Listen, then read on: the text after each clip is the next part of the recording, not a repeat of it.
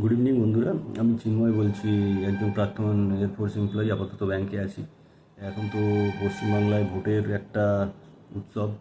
তো এই সম্পর্কে একটু সোনারপুর দক্ষিণ যে আমাদের অ্যাসেম্বলি আছে তার সম্পর্কে একটু বলতে চাইছি। তো সেটা আপনাদের একটা স্ক্রিনের মাধ্যমে দেখাতে চাই।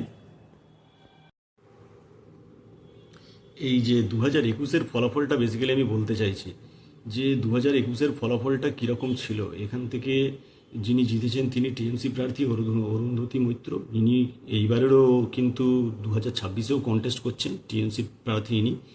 আর বিজেপির যিনি সেকেন্ড পজিশনে যিনি ছিলেন তিনি বিজেপি, কিন্তু বিজেপি এবার এখানে প্রার্থী চেঞ্জ করেছেন। এই 2026-এর জন্য বিজেপির প্রার্থী কিন্তু সোনারপুর দক্ষিণে রূপা গাঙ্গুলি। ওনাকে তো আমরা খুব ভালোভাবেই চিনি। আর সিপিএম ব্যাপারটা বলতে পারবো না, কিন্তু সিপিএমের আমি এখানে বেসিক্যালি যেটা আপনাদের দেখাতে চাইছি সেটা দেখাতে চাইছি ভোটের যে সংখ্যাটা আর এর যে মার্জিনটা, মানে কীরম ভোটটা হতে পারে বা কীরম কী হতে পারে তার সম্পর্কে একটু আমি বলতে চাইছি। দেখুন, উনি যে জিতেছিলেন ওনার ভোট ছিল 1,09,000। আর সেকেন্ড পজিশনে যিনি বিজেপি ক্যান্ডিডেট তার ভোট কিন্তু 83,000। ভোট শেয়ারটা 46%, কাছাকাছি 47, আর এটা কিন্তু 35-36%, মানে কাছাকাছি একটা 11-12%-এর একটা মার্জিন আছে। আর সিপিএমের যে ভোটটা সেটা কিন্তু 31,000 কাছাকাছি দেখতে পাচ্ছি, কাছাকাছি 32,000 মতন। এছাড়া অনেক এইসব মানে যাকে বলে কংগ্রেস, বিএসপি, এদের তো কাছাকাছি খুব একটা ভোট নেই। তবে এই ভোটগুলোকে কতটা জিরো করা যায় এটাও আমি বলতে পারবো না। মানে যদি এই বিজেপিকে যদি জিততে হয় এই অ্যাসেম্বলিতে, তাহলে কিন্তু কাছাকাছি আপাতত 2021-এর মতন দেখতে পাচ্ছি 17,000 কাছাকাছি, 17 না 26 আর 27,000 মতন একটা গ্যাপ আছে মার্জিন, যেটা কিন্তু আমরা অনেক বড় মার্জিন হিসেবেই ধরতে পারি।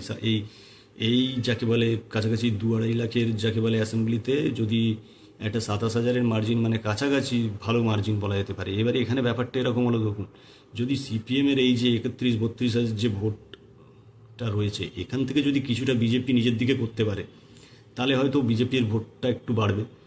আর ওনার ভোটটা, টিএমসির ভোটটা যদি যেভাবে আমাদের মুখ্যমন্ত্রী বলছেন যে স্যারের বিরোধিতা করছেন যে ওনারই সব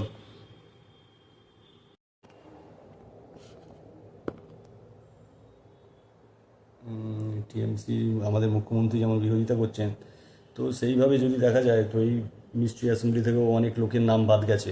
এবারে সেই যে নামগুলো বাদ গেছে সেগুলো কোন অ্যাসেম্বলির নাম, মানে কোন ক্যান্ডিডেটকে তারা হিট করবে সেটা তো ভোটের পরই বোঝা যাবে। তবে সেখান থেকেও যদি তাদের লস হয়, মানে মোটামুটি আমি এটা বলতে চাইছি কিন্তু টান টান ভোটের একটা সম্ভাবনা আছে। তো মতাধিকার কিন্তু খুব ভালোভাবে করতে হবে। আর এই যে সোনারপুর দক্ষিণে এটা কিন্তু হিন্দু বহুল, মানে যাকে বলে একটা অ্যাসেম্বলিতে, এখানে কিন্তু হিন্দুরা যদি একজোট হয়ে ভোট দেয় বিজেপিকে, তাহলে কিন্তু বিজেপি জিতে যেতে পারে। তো এবারে ব্যাপারটা হচ্ছে যে এটা তো মানুষের হাতে, ভোট তো তারা নিজের স্বেচ্ছায় দেবে, কাউকে কিছু কম্পেল করা যায় না।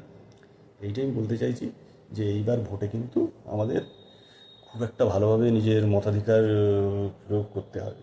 ধন্যবাদ।